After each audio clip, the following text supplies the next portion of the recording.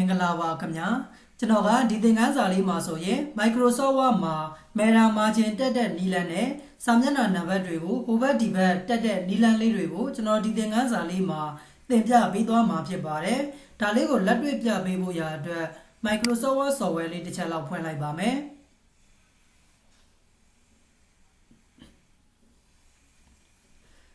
Microsoft Word software ပွင့်လာပြီဆိုရင်တော့ကျွန်တော်တို့ blank document ဆိုတဲ့အထက်ကိုကျွန်တော်တို့တစ်ချက်လောက်ဝင်ပေးရပါမယ်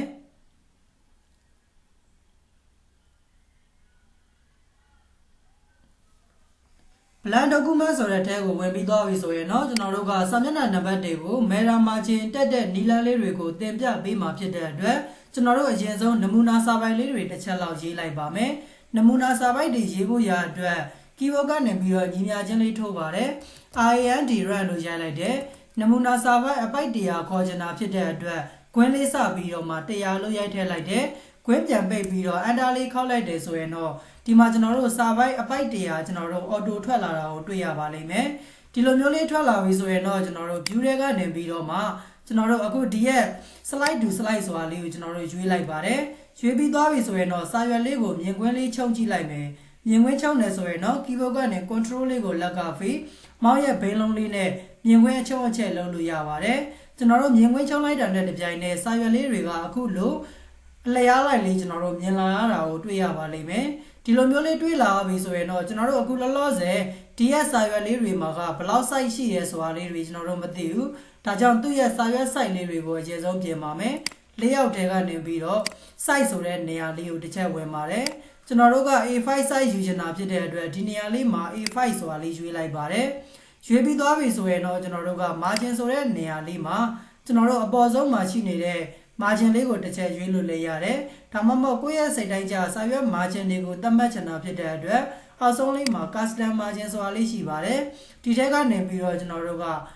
တော့ထိပ်ဘက်ချမ်းလေးကိုတော့ 0.5 ထားလိုက်မယ် bottom အောက်ခြေလေးကိုလည်း 0.5 ထားလိုက်ပါမယ်ဘယ်ဘက်ချမ်းလေးကိုတော့တစ်လက်မှထားမယ်ညာဘက်ချမ်းမှာလည်း 0.5 လေးထားပြီးတော့ okay နှိပ်ကြည့်လိုက်မယ် okay နှိပ်လိုက်တယ်ဆိုရင်ကျွန်တော်တို့စာရွက်ကိုမြင်ကွင်းလေးချုံကြည့်လိုက်တဲ့အခါမှာဘယ်ဘက်ချမ်းမှာစာရွက်တွေကတော့ကျွန်တော်တို့တစ်လက်မှထားတဲ့အတွက်ဒီဘက်မှာတစ်လက်မှဒီဘက်မှာလည်းကျွန်တော်တို့ margin လေးတွေကတစ်လက်မှစီလေးတွေချားနေတာကိုတွေ့ရပါလိမ့်မယ်ဒါကိုကျွန်တော်တို့က meta margin တက်တယ်ဆိုတာကဒီဘက်မှာကဘယ်ဘက်ချမ်းက meta margin ဖြစ်တယ်ဆိုရင်နောက်တစ်ရက်မှာကျတော့သူကညာဘက်ချမ်းကနေပြီးတော့မှ margin လေးကပြောင်းပေးသွားတာကိုပြောတာဖြစ်ပါတယ်ဒါလေးကိုကျွန်တော်တို့က meta margin တက်ဖို့ရာအတွက် layout ထဲကနေပြီးတော့မှ margin ဆိုတဲ့အထဲကိုဝင်ပါတယ် custom margin ဆိုတဲ့အထဲကိုဆက်ဝင်မယ်ဝင်ပြီးသွားပြီဆိုရင်တော့ကျွန်တော်တို့ဒီနေရာမှာကဘာမှလုပ်စရာမလို multiple page ဆိုတဲ့နေရာလေးမှာ normal ဖြစ်နေပါလိမ့်မယ်ဒီနေရာလေးမှာကျွန်တော်တို့က meta margin ဆိုတာလေးကိုရွေးပြီးတော့ okay နှိပ်ပေးလိုက်ရုံပါပဲဒါဆိုရင်တော့သူ့လိုကျွန်တော်တို့ meta margin ဖြစ်နေပါလိမ့်မယ်ကျွန်တော်တို့စာရွက်ကိုမြင်ကွင်းလေးပြန်ပြီးတော့ချုံကြည့်လိုက်တယ်ဆိုရင်တော့ကျွန်တော်တို့ဒီဘက်အချမ်းလေးမှာတော့ပထမဆုံးစာရွက်တစ်ရွက်မှာတော့ဘယ်ဘက်အချမ်းကနေပြီးတော့ margin လေးက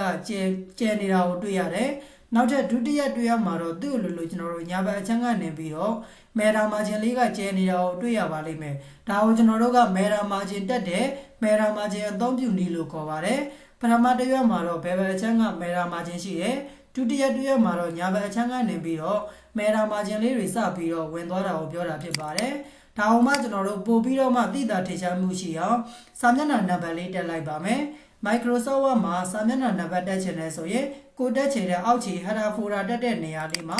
မောက်ရဲ့လက်ကလစ်လေးနဲ့နှစ်ချက်နှိပ်ပါတယ်နှစ်ချက်နှိပ်ပြီးသွားပြီဆိုရင်တော့စာမျက်နှာနံပါတ်တက်ဖို့ရာအတွက် header folder ဆိုတဲ့ tag ကနေပြီးတော့ page number တွေကိုဝင်နေကျွန်တော်တို့ကစာရွက်ရဲ့အောက်ခြေကနေတက်ချင်တာဖြစ်တဲ့အတွက် bottom of page ဆိုတဲ့ tag ကိုဝင်ပေးရပါတယ်bottom of page ဆိုတဲ့ထဲကိုဝင်ပြီးသွားပြီဆိုရင်တော့ဒီနေရာလေးမှာကိုတက်ချင်တဲ့နေရာလေးတွေကျွန်တော်တို့ရွေးပြီးတော့အသုံးပြုလို့ရပါတယ်ကျွန်တော်ကတော့ဒီမှာက plane number 3ဆိုတဲ့ဒီကောင်လေးကိုညာဘက်ချမ်းမှာကတ်တဲ့အနေအထားလေးမှာပဲတစ်ချက်လောက်ရွေးလိုက်ပါတယ်အခုလောလောဆယ်ရွေးလိုက်တဲ့အချိန်မှာကျွန်တော်တို့စာမျက်နှာနံပါတ်တွေက1 2 3 4ဆိုပြီးတော့မှအားလုံးကညာဘက်ချမ်းကနေပြီးတော့တက်နေတာကိုတွေ့ရပါလိမ့်မယ်ဒါကိုကျွန်တော်တို့ကညာဘက်ချမ်းကနေပြီးတော့တက်ချင်တာမဟုတ်ဘူးဒီဘက်တစ်ရွက်မှာပဲညာဘက်ချမ်းမှာတက်ထားတယ်ဆိုရင်နောက်ထပ်စာမျက်နှာတစ်မျက်နှာမှာကျတော့သူကဒီဘက်ချမ်းလေးကနေပြီးတော့ဘယ်ဘက်ချမ်းကနေစပြီးတော့တက်တဲ့ပုံစံလိုချင်တာဖြစ်တဲ့အတွက်စာမျက်နှာနံပါတ်တက်ထားတဲ့ဒီရဲ့ဟာလေးမှာကျွန်တော်တို့ဆက်လက်လေးပေးထားပါတယ်ပေးပြီးသွားပြီဆိုရင်တော့အပေါ်မှာ header folder တက်ဆိုတဲ့ထဲကနေ different open and even page ဆိုတာလေးကိုကလစ်တစ်ချက်နှိပ်ပေးလိုက်နှိပ်လိုက်တယ်ဆိုရင်တော့ကျွန်တော်တို့ဒီမှာစာမျက်နှာနံပါတ်13509မာဂနန်းနေကြည့်ပဲအရင်ဆုံးတက်သွားတာကိုတွေ့ရပါလိမ့်မယ်ဒုတိယစာမျက်နှာမှာတော့ကျွန်တော်တို့လုံးဝစာမျက်နှာနံပါတ်မရှိနေတာကိုတွေ့ရပါလိမ့်မယ်ဒါဆိုရင်ဒုတိယစာမျက်နှာတွေကိုလည်းကျွန်တော်တို့ကနံပါတ်စံတွေတက်ချင်တာဖြစ်တဲ့အတွက်သူ့ရဲ့ header footer တက်တဲ့နေရာလေးမှာကလစ်နှစ်ချက်နှိပ်ပါတယ်ပြီးရင်တော့ page number ဆိုတဲ့ထဲကိုဝင်နေစာရွက်ရဲ့အောက်ခြေကနေတက်ချင်တာဖြစ်တဲ့အတွက် bottom of page ဆိုတာလေးထဲမှာကျွန်တော်တို့ကဒီတစ်ခါတော့ဒီဘန်ချမ်းလေးကိုတစ်ချက်လောက်နှိပ်ယူလိုက်တယ်ဒါဆိုရင်တော့ဒီမှာသူက1 2 3 4ဆိုပြီးတော့ဟိုဘက်ဒီဘက်တက်သွားတာကိုတွေ့ရပါလိမ့်မယ် control လေးကိုလက်ကဖိမောက်ရဲ့ဘိန်းလုံးလေးနဲ့မြင်ကွင်းလှိပ်ကြည့်လိုက်လို့ဆိုရင်တော့ကျွန်တော်တို့ဒီမှာ1 2 3 4သူ့လိုကျွန်တော်တို့စာမျက်နှာနံပါတ်လေးတွေကဟိုဘက်ဒီဘက်တက်သွားတာကိုတွေ့ရပါလိမ့်မယ်ဒါကိုကျွန်တော်တို့ကစာရွက်တွေမှာ Microsoft Word မှာ Meta Margin တက်တဲ့နီလန်းနဲ့စာမျက်နှာနံပါတ်တွေကိုဟိုဘက်ဒီဘက်တက်တဲ့နီလန်းလေးတွေလို့ကျွန်တော်တို့ခေါ်တာဖြစ်ပါတယ်ဒါဆိုရင်ကျွန်တော်တို့အားလုံးနားလည်လောက်ပြီလို့ထင်ပါတယ်ဒီသင်ခန်းစာလေးကိုကိုယ်တိုင်လက်တွေ့လိုက်ပြီးတော့လေ့ကျင့်ကြည့်ပေးပါအကယ်၍ကိုယ်တိုင်လေ့ကျင့်ကြည့်တဲ့အခါမှာမရတဲ့နေရာလေးတွေရှိတယ်ကျွန်တော်သင်ပေးတာနားမလည်လိုက်တဲ့နေရာလေးတွေရှိတယ်ဆိုရင်လည်းကျွန်တော်ပြန်ပြီးတော့မေးမြန်းပေးလို့ရပါတယ်အကယ်၍ကိုယ်တိုင်လေ့ကျင့်ပြီးသွားပြီကိုလည်းအမှန်တကယ်အခုလိုမျိုးမဲရာမာဂျင်လေးတွေတက်နေပြီစာမျက်နှာနံပါတ်တွေကိုဟိုဘက်ဒီဘက်တက်နေပါပြီဆိုရင်တော့ဒီသင်ခန်းစာရဲ့ comment လေးမှာDONE done ဆိုပြီးတော့ရေးခဲ့ပေးပါအောင်ခင်ဗျာအခုဒါဆိုရင်တော့ကျွန်တော်ဒီသင်ခန်းစာလေးကိုဒီမှာပဲရှင်းနာလိုက်ပါမယ်အားလုံးအဆင်ပြေကြပါစေခင်ဗျာ